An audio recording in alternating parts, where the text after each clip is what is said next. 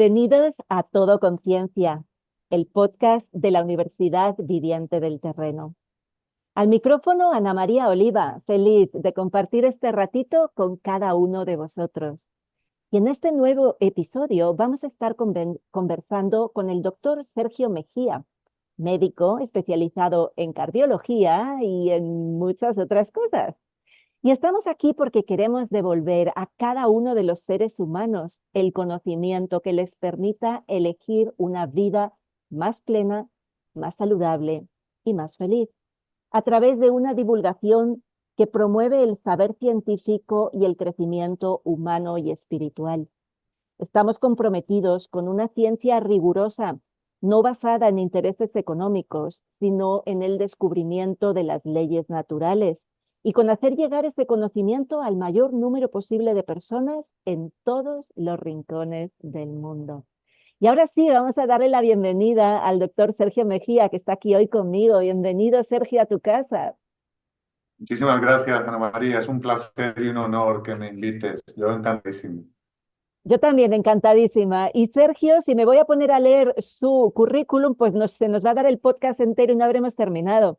Pero bueno, él es licenciado en medicina en Medellín, Colombia, mi amada Colombia. Desde aquí un beso a todos los colombianos, que es casi mi segunda patria. Ahora ya México, pero bueno, él además ha hecho el posgrado en cardiología, el doctorado en medicina, lo cual es un doctor, doble doctor, porque es doctor porque es médico, pero es doctor porque ha hecho un doctorado, como yo.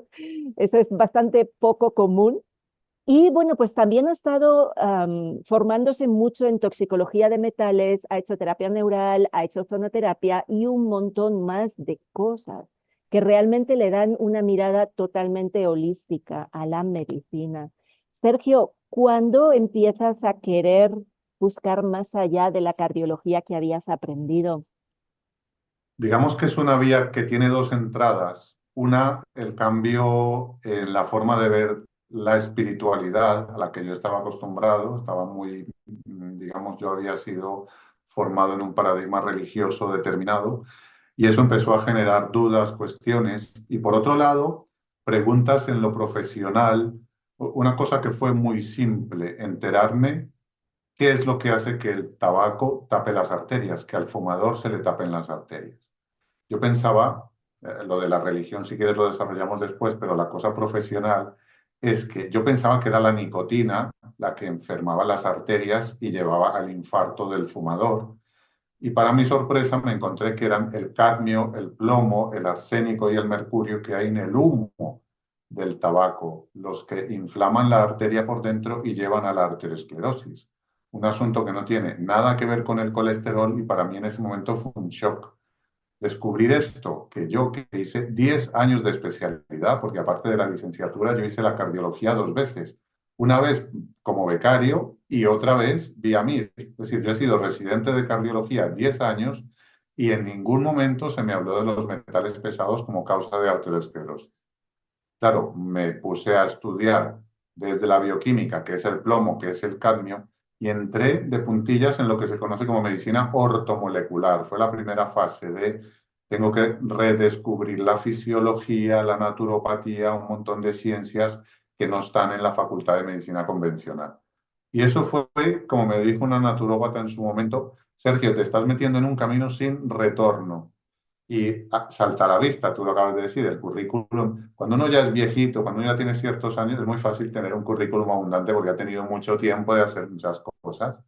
Pues fue por ahí, luego terapias energéticas, encontrarme con gente en el camino que me amplió, que me abrió la mente a una visión un poco más integral de lo que es el ser humano, más allá del cuerpo físico, entrenado en una facultad de medicina al uso. Entonces fue hace unos, yo qué sé, casi 15 años ya que empezó ese camino. Eso, todo eso que nos cuentas del descubrir que son los metales, que son las toxinas, la causa de de la inflamación, todo eso lo describe muy bien la tabla de homotoxicología, ¿no? Que nos dice la progresión de las enfermedades. Así es, la vicariación progresiva y la vicariación regresiva, términos de la homotoxicología, describe muy bien la evolución de los síntomas y que el cuerpo cuando se está desintoxicando también tiene unos síntomas. Y eso nos lleva a cambiar un poco la visión alopática. Es decir, hay algunas toses, algunas bronquitis con flema cuya tos no interesa frenar. Hay algunas diarreas que no interesa bloquear. Si el cuerpo se está desintoxicando por esa diarrea, es bueno que haya esa diarrea. Entonces hay que mantener la hidratación del paciente mientras sigue el proceso diarreico hasta que el cuerpo dice, ya está. Eczemas de la piel que no hay que frenar porque hay muchos cuerpos que a través de la piel se van a desintoxicar y un larguísimo etcétera. La homotoxicología hoy en día debería estar muy en las consultas de los médicos y desafortunadamente es un gran desconocido. A pesar de que hay también varios premios Nobel asociados a todos esos descubrimientos, pero sí, nuestra medicina ha sido tremendamente limitada. Yo me acuerdo cuando leí el libro de otro cardiólogo que es Thomas Cowan, tiene un libro que se llama Human Heart, Cosmic Heart, y él hablaba también de la inflamación, ¿no? Como al final, pues todo es, la inflamación es la manera en la que el cuerpo intenta solucionar los problemas. Y en este caso, pues lo que tú descubres es que, o lo que aprendes es que esa inflamación que luego genera placas como resultado de intentar proteger la vida, pues la causa la tienen también las toxinas, ¿no? Así es. Ha habido grandes descubridores de cosas que por no ir de la mano de nuestra querida y moderna industria farmacéutica, pues han sido bastante denostados o hay, digamos, una competencia un poco más allá, desafortunadamente, de lo meramente científico. Y es ahí donde ahora mismo necesitamos abrir los ojos, porque en este mundo distópico que aún seguimos ocupando, pues hay grandes pilares donde la corrupción desvirtúa un poco la ciencia en su campo, la espiritualidad en su campo, la educación, la política barra economía. Es decir, son cuatro pilares muy importantes para la evolución del ser humano que como están un poco corruptos, pues hay confusión. Pero cuando esta confusión vaya pasando gracias a actividades como la tuya, la universidad en la que estás y las actividades que van surgiendo en cada rincón del planeta, vamos a ir, digamos, separando la paja del trigo y entendiendo dónde estaba realmente la ciencia. Entonces, la homotoxicología, la homeopatía, que muchos médicos, colegas a día de hoy dicen que esos son tronquitos de azúcar y que eso no vale para nada. Es decir, todas estas ciencias y acabando ya en la alquimia, que era fundamental. O sea, personajes como Hipócrates, como Paracelso, tienen frases muy duras. Médico que no sea astrólogo es un ignorante. Médico que no sepa de alquimia es un auténtico, vaya, es como una especie de tegua, es una palabra que usamos en Colombia. Tegua es aquel que no tiene conocimiento sólido, sino que es un empirista que va por la vida un poco así. Hoy en día la astrología y la alquimia, tú se lo preguntas a cualquier doctor en medicina y te diría, depende de cómo sea, pues o suelta una sonora carcajada o dice, bueno, pues mire, yo es que eso como no lo conozco no puedo opinar. Entonces sí que hay mucho que avanzar. Sobre todo, lo primero que hay que hacer es abrir la mente a las posibilidades de ese conocimiento, porque si de entrada tú dices, yo eso no me lo creo, que le pasa a muchos de mis colegas desde su postura un tanto egoica, yo es que eso no me lo creo porque eso es pseudocientífico.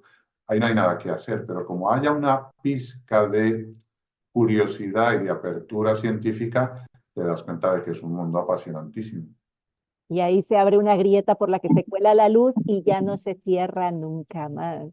Yo siempre he pensado que los cardiólogos, de alguna manera, dentro del campo médico, jugáis con ventaja, ¿no? Porque, por un lado, el corazón, a pesar de que nos lo vendan como una bomba hidráulica, en realidad es un órgano que es profundamente eléctrico, ¿no? Y eso nos abre la mirada hacia otra manera de entender la vida, que es la que a mí me apasiona, que es la fisiología electromagnética.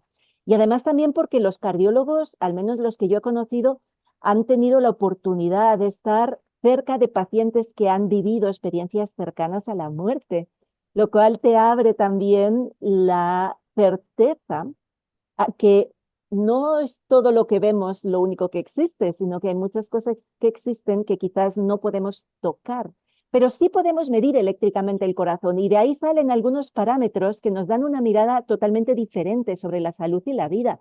Tú has sido uno de los expertos en coherencia cardíaca. Cuéntanos un poquito de esa experiencia. Eso que acabas de tocar es profundamente interesante. Yo estoy ahora haciendo un ejercicio personal de intentar entender el corazón de otra manera, no como una bomba contráctil. Y me apetece compartir ese ejercicio. Imagínate que lo que sabemos hasta ahora no es cierto, porque imagina el embrión en desarrollo e intenta imaginar o visualizar cómo se forma el corazón y sus cuatro cavidades. Es lógico pensar que el cuerpo, que viene de unas células, es decir, es un órgano sólido que se va formando y ese órgano de repente forma cavidades y esas cavidades empiezan a contraerse. ¿No es más lógico pensar que se está formando una estructura sólida y en un momento dado se dilata? Es decir, que el primer movimiento de un corazón humano no es una sístole, sino una diástole y que entonces el corazón es una bomba aspirativa. Intentando desarrollar esto, en lugar de una bomba contráctil, una bomba aspirativa, me encontré un ejemplo, que es el ejemplo de cuando hinchas un globo y tú haces el esfuerzo de soplas, hinchas el globo, la fase activa es la dilatación del globo. Luego, cuando el globo se relaja, expulsa el aire hacia afuera. Entonces, sería muy bonito pensar, y esto me encaja mucho más para entender otras cosas, de que el corazón es un órgano expansivo y no que se contrae. Es bonito pensar que en la fase de relajación el corazón expulsa la sangre hacia la aorta y no en una forma como si fuera el agua que sale hacia una manguera, sino otra forma espiral y que tendría más que ver con lo energético. Eso está ya muy desarrollado por otros expertos en el tema, seguro que tú sabes mucho más de esto que yo.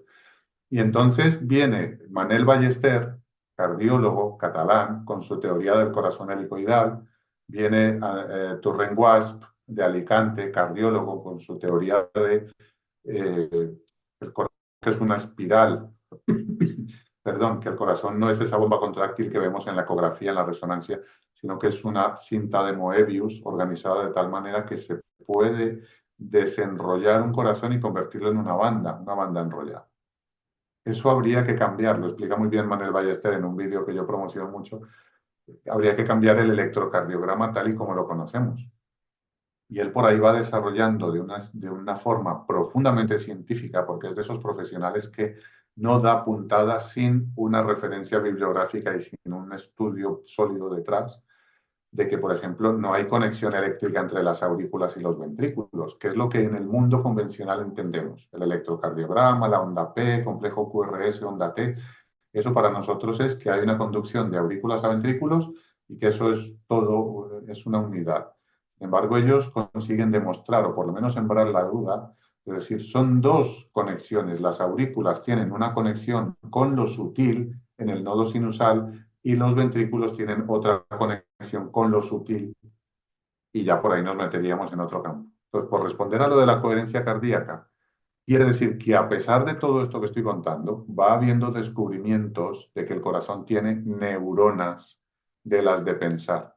Además del sistema de conducción eléctrica que hace que el corazón se mueva, bien sea por el sistema convencional o bien sea por el sistema loco que estoy planteando, hay neuronas de las de pensar en el corazón y esas neuronas son de pensamiento rápido, lo que llamamos intuición. Hay un estudio publicado que me gusta mencionar mucho, está publicado en una revista de psiquiatría, porque este campo no pertenece desafortunadamente a la cardiología convencional, de que ponen un grupo de sujetos a los que les ponen sensores en el cerebro, en la piel y en el corazón para ver cuál es el órgano que primero recibe un impacto visual. En este caso, unas fotos que están puestas boca abajo. Dos fotos son de un impacto negativo, yo qué sé, un accidente, un cadáver, una cosa fea, desagradable, y dos fotos bonitas, un amanecer, un atardecer, una flor. Se demuestra en el estudio que el corazón es el primero que recibe el impacto, sea positivo o sea negativo, del estímulo visual, pero con una peculiaridad, milisegundos antes de que la carta se dé la vuelta. Eso es lo que llamamos corazonadas, eso es lo que llamamos intuición, eso nos lleva a plantearnos que el tiempo realmente no es lineal, que nos metemos de lleno en la cosa cuántica, de que, oiga, mi corazón percibe cuál es la carta que se va a dar la vuelta antes de que la piel y el cerebro se den cuenta, ya como evidencia de cuál es la carta, la fea o la bonita. La coherencia cardíaca nos enseña a manejar esas neuronas que hay en el corazón desde la respiración y desde la visualización, desde el cambio de percepción de algo, con el ánimo de que consigamos producir emociones a voluntad. La coherencia cardíaca, como más fácil se vende, es como una técnica antiestrés. Si estoy en un momento estresante, pues voy a cambiar la emoción de estrés, que es desagradable, por una emoción que haga que mi cuerpo se tranquilice, se relaje, deje de enviar señales a las suprarrenales de que produzcan cortisol, deje de producir adrenalina y que empecemos a producir serotonina y otras hormonas que son las hormonas de la tranquilidad. La verdad es que bueno, ahora que te estoy escuchando y se me abren tantas puertas posibles a la conversación, porque realmente casi todo lo que hemos aprendido, pues vamos a decirlo suavemente, es falso. Sí, es verdad, porque incluso desde lo mecánico, yo soy ingeniera mecánica al final, desde lo mecánico ni siquiera puedes justificar que la potencia que tendría una compresión del corazón sea suficiente para atravesar toda la presión que se produce en los capilares. Es decir, la potencia en vatios que necesitaríamos para vencer la resistencia de un flujo en los capilares que permita además, porque fíjate que el flujo en el capilar casi casi se para que precisamente se pueda producir el intercambio de los gases, ¿no? Que va al revés de lo que debería ser. Pero ni siquiera mecánicamente podemos justificar que el corazón sea una bomba, ¿no? Entonces me encanta esa imagen de ver que al final en el universo que conocemos todo es a base de contracción y dilatación, ¿no? Todo es pulsante, la vida es pulsante, eso nos lo explicaba Wilhelm Reich muy bien. Entonces el corazón no deja de ser un fractal de esa pulsación que es que el universo, pero no pulsación entendida como bomba, sino que, y ahí habría que referirse un poquito a la fisiología del músculo, ¿no? Porque el músculo consume energía cuando se contrae, pero luego se relaja y ahí ya es su estado natural, a decir así, ¿no?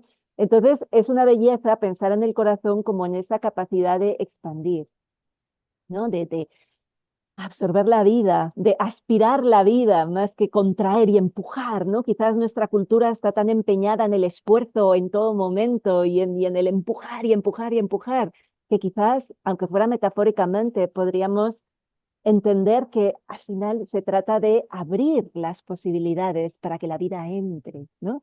En aspirar esa vida en lugar de estar empujando todo el rato hacia afuera. Sería como una Sí, sí, metáfora eso bonita.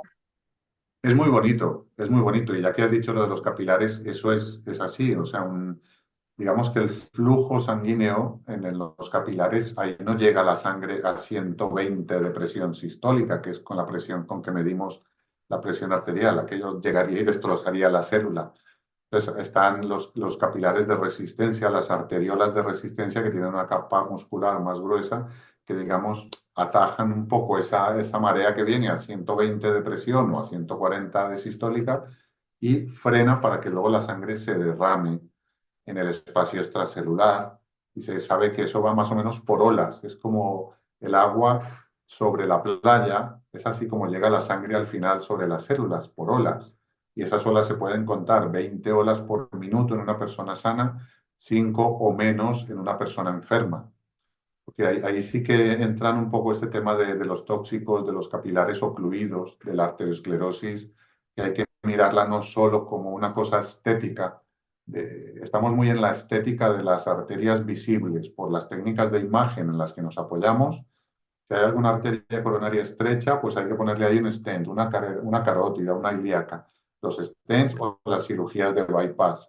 Pero se nos olvida la microvasculatura y la microvasculatura, las arterias microscópicas pueden estar llenas de plomo, cadmio, de plásticos, todo este montón de tóxicos que nos rodean hoy en día, tanto por la vía de la alimentación como por la vía del medio ambiente, que son los que estamos intentando limpiar con técnicas como la terapia de quelación de metales. O sea, es sorprendente que en los años 60 se ponga en marcha la terapia de quelación de metales, haya un laboratorio que coja el EDTA y lo patente. Los laboratorios de entonces, no lo puedo mencionar porque ya es un laboratorio que no existe, con KNOLL, patenta el EDTA para hacer quelación de metales y se empieza a ver auténticas maravillas que aquellos pacientes a los que se les quelan los metales, el plomo, el cadmio sobre todo, que son los que más afectan, la circulación arterial microvascular, empiezan a tener mejoría en la visión, mejoría en la capacidad. Lo que hoy en día llaman demencia microvascular es eso, que la sangre no está llegando a los extremos de un órgano en concreto, en este caso el cerebro.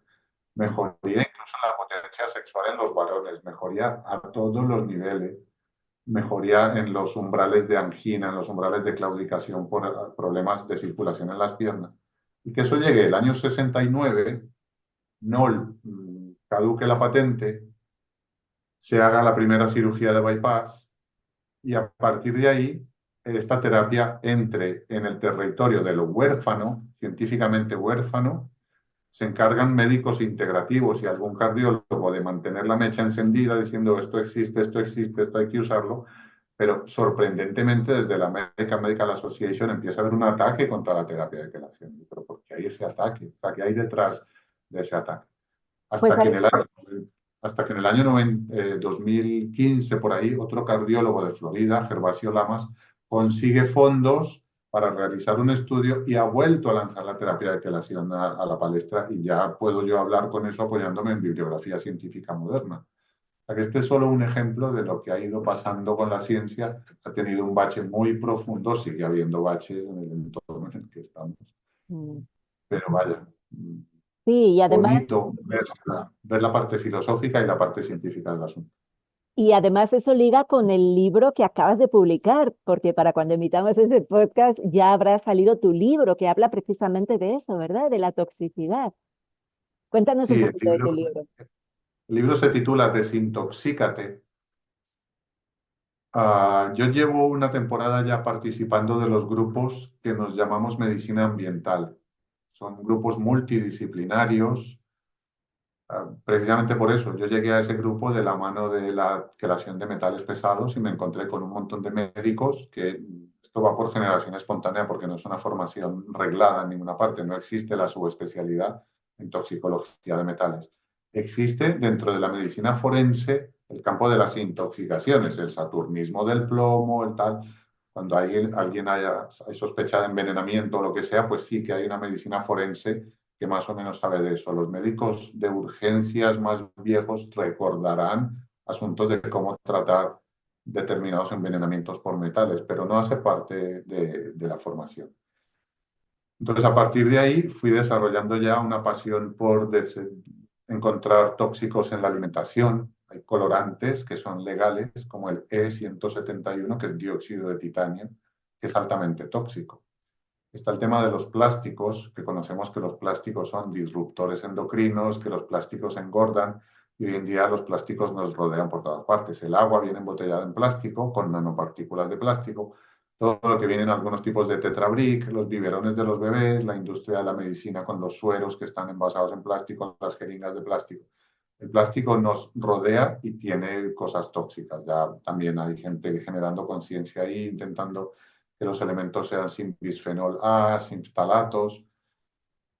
Hay un campo ahí por explorar que, como dice la doctora Pilar Muñoz Calero, a quien admiro profundamente porque es una pionera en el tema de la medicina ambiental aquí en España y a nivel internacional.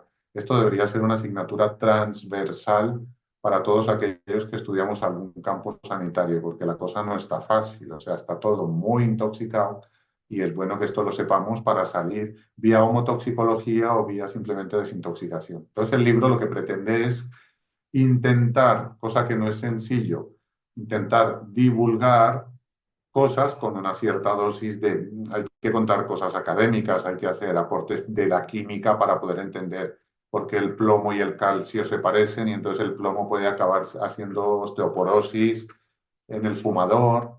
Es decir, yo voy muy a saco con el fumador, siendo yo mismo ex fumador, o sea que yo aquí no es que sea un angelito, que no, no, yo he hecho de todo, vaya, casi de todo, pero ahora interesa mucho que aprendamos a valorar el tesoro que es nuestro cuerpo y que evitemos todas las fuentes de intoxicación posible. Entonces voy a saco a por el fumador, porque con lo que está pasando ahora mismo en el entorno, en el planeta, digamos que la toxicidad es mucho más evidente. Empiezo a ver gente que antes no le pasaba nada con el alcohol, no le pasaba nada con el tabaco, no le pasaba nada con el azúcar o con determinados fármacos y están los cuerpos como más sensibles. Mucha gente que está desarrollando esa sensibilidad química múltiple, yo creo que no es tanto una enfermedad, sino una manifestación del cuerpo que dice, yo estoy ya en unos niveles de vibración o de lo que sea, que ya cualquier toxina, mi cuerpo es capaz de detectarla con muchísima facilidad y dar síntomas. Todas estas cositas las desarrollo, no sin un toque también de filosofía, de espiritualidad, porque la toxicidad también puede venir de la mente, de pensamientos negativos autodestructivos. Todas estas cositas, pasando por la nutrición, por formas de desintoxicarse. He intentado hacer un libro ameno y que sirva también como texto de referencia para mucha gente. Buenísimo, buenísimo, Sergio. Pues ahí vamos a ir a buscarlo para estar bien, que tener una información que nos permita tomar mejores decisiones, que eso es siempre lo que yo digo. Y una de las cosas que a mí siempre me ha encantado de cuando coincidimos y hablamos es que tú tienes una mirada muy profunda sobre el ser humano, ¿no? El informe Flexner sabemos que hizo que la formación en medicina pues fuera absolutamente bioquímica y mecanicista, pero por supuesto los médicos como los ingenieros son seres humanos.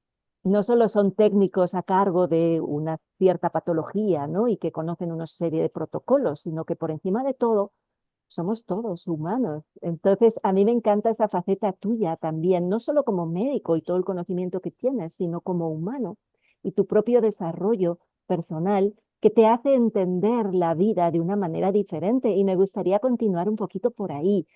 ¿Qué hay que hayas aprendido del corazón que te haya remitido a esa parte más humana, más espiritual, más real que lo material mismo? Hay un síndrome en cardiología que se llama el síndrome de Takotsubo. Es una palabra japonesa, T-A-K-O, la primera, Tako, y Tsubo, T-S-U-B-O, que significa trampa para pulpos. ¿No? Esa es la forma que adquiere el corazón cuando tiene la miocardiopatía de Takotsubo, es un abombamiento que se ve en las imágenes en la angiografía, en la resonancia o en la ecografía. Es como una olla de barro con una boca estrecha que está hecha para que el pulpo entre y luego no se pueda dar la vuelta y no pueda salir. Pues el corazón con forma de trampa de pulpo es lo que los románticos llaman el síndrome del corazón roto. Es un episodio en el que el paciente se comporta como si tuviera un infarto, es decir, el corazón deja de funcionar bien, las enzimas en urgencias son elevadas como si tuvieras un infarto, el electrocardiograma es típico de un infarto, pero cuando llevan ese paciente a la sala de cateterismos y se le hace el cateterismo, las arterias están completamente permeables. Es una miocardiopatía por estrés. Alguien que es despedido fulminantemente de su trabajo y no se lo esperaba. Alguien que pierde un hijo en un accidente. O sea, shock emocional severo que te pilla no preparado puede romperte el corazón literalmente. Eso, si lo vas desarrollando, te lleva a ampliar un poquito la visión de lo que fácilmente desde la psicología podríamos hablar como la somatización. Se sabe siempre que el que tiene mucho estrés acaba con una úlcera gástrica, es decir, cositas de estas que se han achacado como no sabemos muy bien cómo pasa, pero hay una somatización de una emoción mal gestionada. Por ahí yo fui tirando del hilo y también, digamos que el común denominador ha sido el hecho de que yo hubiese nacido en Colombia en la época en que Pablo Escobar estaba en todo su apogeo, haciendo allí todo tipo de barbaridades, y que yo durante mi formación tuviera la oportunidad de ver muchos cadáveres, o de participar o de hacer necropsias realmente dantescas, con imágenes muy duras, y que yo en mi entorno creyente de entonces desde la más profunda humildad, con la frente en el suelo, si me apuras, preguntará, oye, ¿esto qué coño es? Con perdón, ¿esto de qué va? ¿De qué va este asunto de la muerte, de la violencia? Entonces la muerte se convirtió desde los 25, 28 años más o menos en un disparador, una inquietud. Quiero aprender sobre esto, quiero saber esto de qué va, qué hay después, pero no desde la creencia de cielo, infierno y purgatorio, si te portas bien, si te portas medianamente bien, que era lo que yo aprendía entonces, y de que el alma se va al cielo, o al purgatorio, o al infierno. ¿Qué es eso de alma? Qué es la parte de mí que se va? ¿Eso cómo se mide? ¿Qué hay después? Y ¿Dónde entonces está? ¿Cuánto pesa? Durante, durante muchos años fue llegando información para poder, digamos, tener una experiencia un poquito más sólida de eso. Entonces, juntando todo, Se nos ha congelado la imagen, vamos a recapitular dónde estábamos porque estábamos hablando de ese paso de lo humano a lo espiritual. Sí, cuéntanos otra vez, por favor. el paso del humano a lo espiritual se da de la mano de investigar acerca de la muerte. Haber nacido en Medellín, Colombia, cuando Pablo Escobar todavía estaba ahí en su apogeo y había muchísima violencia.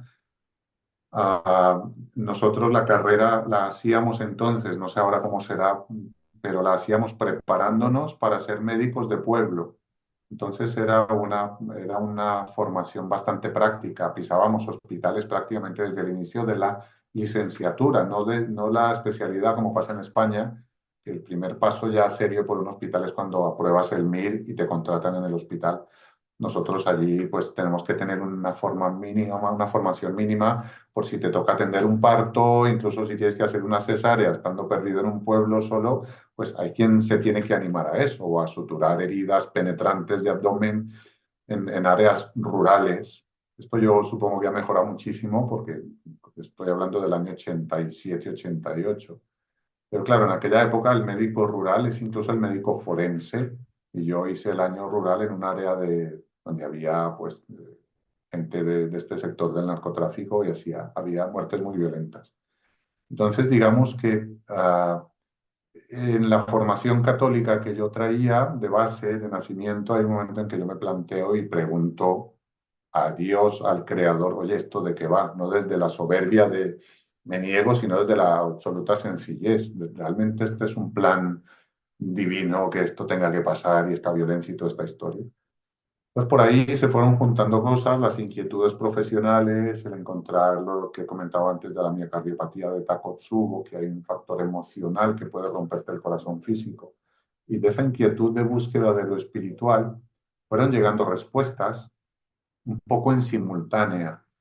En paralelo iban las dos cosas, de lo espiritual y lo científico, y de repente en un punto puedo juntar las dos y decir que el espíritu es una parte anatómica nuestra, sin temor a hacer ninguna herejía. Es decir, tú eres un espíritu y es una cosa tangible, medible, valorable, que está encarnado en un cuerpo humano a través de un alma que tiene unas determinadas características y ese kit de encarnación, como habla Emilio Carrillo, pues tiene cuatro cuerpos, el emocional, el mental, el energético y el físico. Y por ahí, vamos, es como la siguiente fase. Me gusta decir que si nos fuéramos 2000 años atrás a decirle a la gente, ¿usted sabe que usted tiene mitocondrias en las células? Te dirían, pero, perdona, ¿mito qué? Que sí, mire, aquí tengo un microscopio. Habría gente que se engancharía a ver el microscopio y otros que dirían, estos a la hoguera porque están locos. Ahora estamos en esa fase que hay que ir al otro lado. Necesitamos un macroscopio que nos enseñe a la gente, nos enseñe a verlo y a decirle a la gente, oye, que eso que esotéricamente llaman aura, realmente es una parte muy importante de ti. Y si esa parte que está bloqueada en el aura no la arreglamos, pues vas a acabar desarrollando un cáncer de hígado o de riñón o de lo que sea. Estamos un poco en esa fase de apertura. Y qué maravilla tener en esa fase de apertura a médicos como tú, bueno, pues que además os gusta investigar y os gusta saber y conocer y justificar todo lo que haces, pero que a la vez no te cierras a la experiencia personal, ¿no? Que eso al final es pues lo que nos guía, es lo que nosotros podemos reconocer como una verdad, no solo lo que está escrito en los libros, sino lo que pasa por la experiencia de cada uno, ¿no? La verdad, Sergio, que es un gusto charlar contigo y me parece maravilloso todo el trabajo que haces. Yo animo mucho a la gente a que te busquen en internet. Tienes un montón de vídeos también libres para que la gente pueda ir aprendiendo más.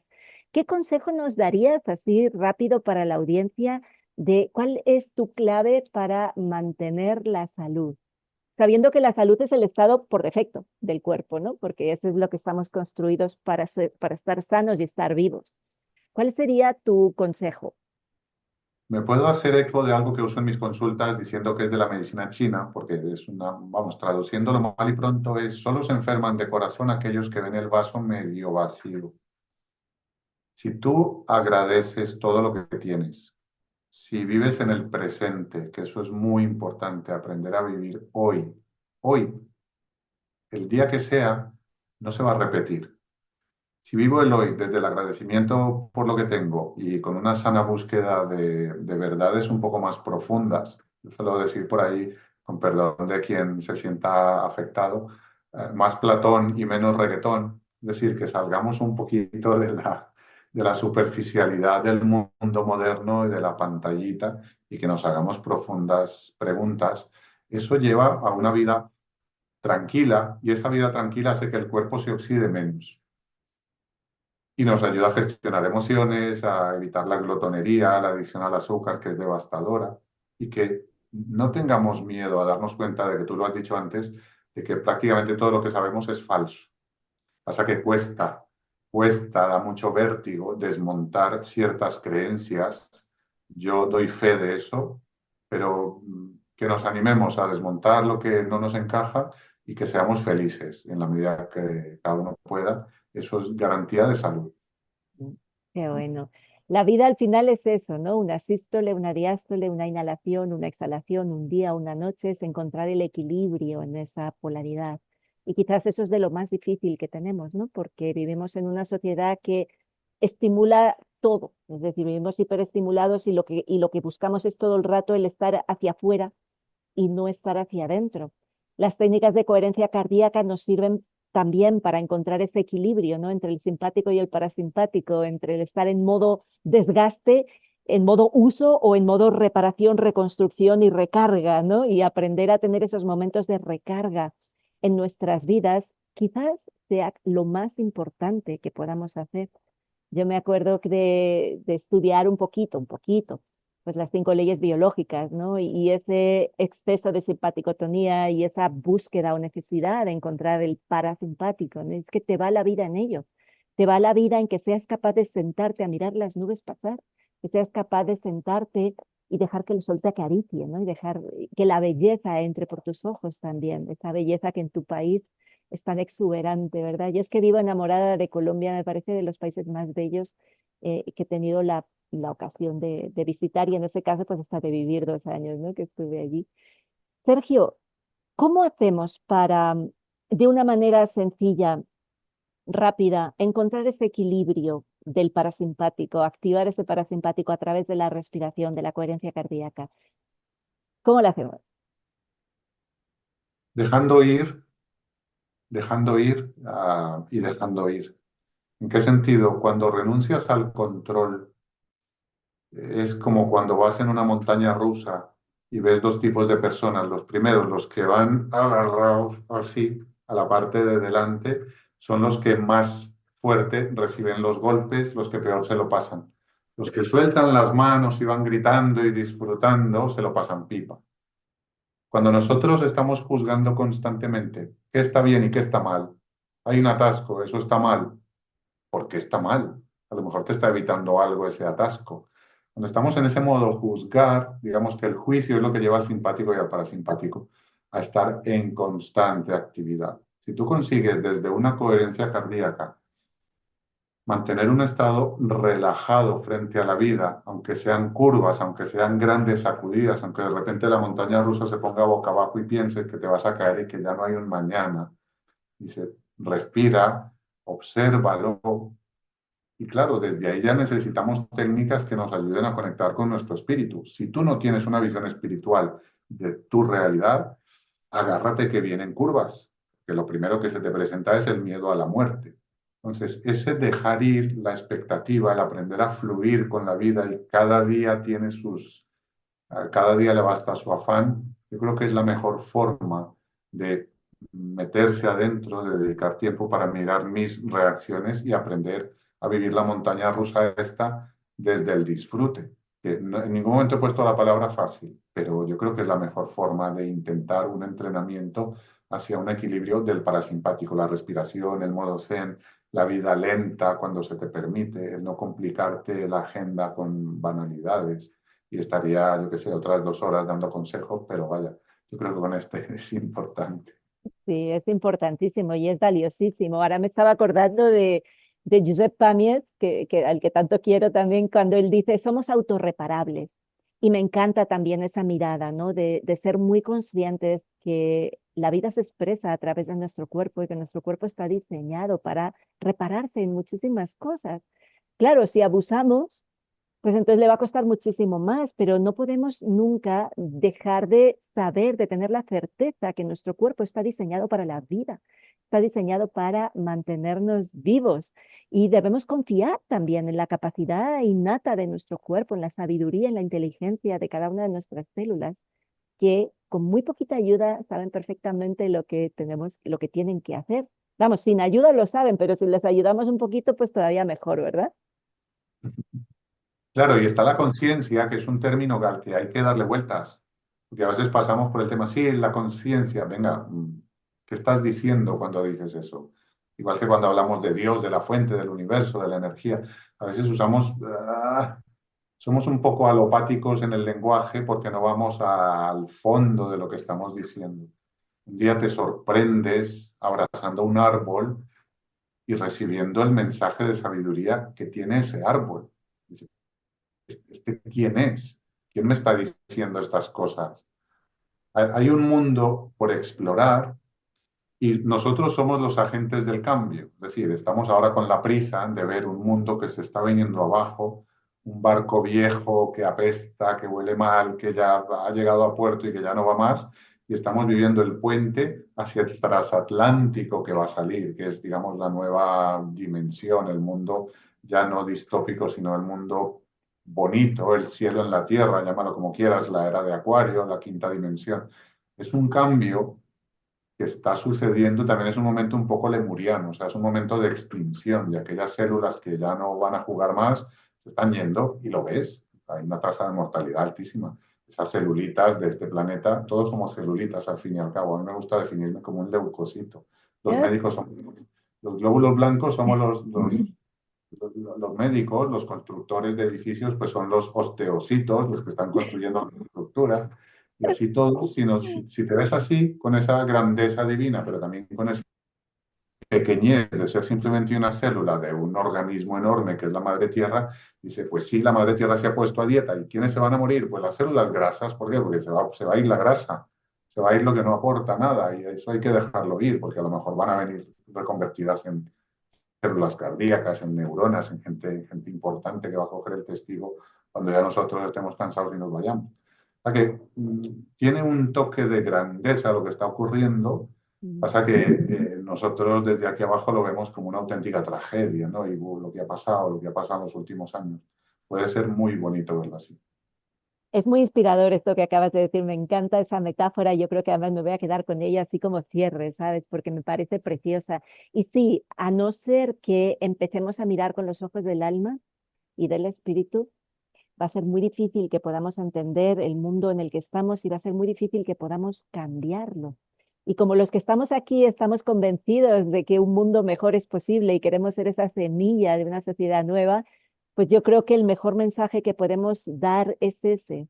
Dejemos de pensar que la espiritualidad pertenece solo a mi ámbito personal, privado, secreto y que nadie sepa y atrevámonos a salir por el mundo, a compartir cómo lo vemos, desde la mirada más amplia y sin ningún complejo y sin ningún miedo a expresar cómo realmente entendemos la vida. Eso es algo que yo agradezco muchísimo de ti, Sergio, que no tengas ninguna dificultad en expresar la vida como tú la entiendes, con toda su grandiosidad, con todas sus facetas, y creo que nos hace falta muchísima más gente como tú. Gracias por estar ahí, gracias por ser como eres y por estar expandiendo, por arremangarte lo que no está escrito, por estar en todos los palos que puedas estar, tocando todos los palos con la batería, sí, todos los platos, y te agradezco muchísimo tu coherencia y tu compromiso con la raza humana. Muchísimas gracias, Sergio. Muchísimas gracias a ti por esas palabras que son emocionantes. Muchas gracias. Ha sido un gustazo estar contigo y deseo que esta reflexión haya aportado luz, que haya sido útil a cada una de las personas que nos escuchan y que recuerdes que el ser humano es grandioso y que nada ni nadie puede jamás apagar nuestra luz. Si te gustan nuestros contenidos, puedes suscribirte a nuestro canal y así no perderte a ninguno de nuestros participantes, porque entre todos estamos cambiando el paradigma Estamos creando una nueva manera de entender la vida, de lo material a lo inmaterial, de lo biológico a lo espiritual, en un continuo crecimiento vivo y orgánico, en nuestra Universidad Viviente del Terreno, cultivando conciencias. Te espero en el siguiente episodio de nuestro podcast Todo Conciencia.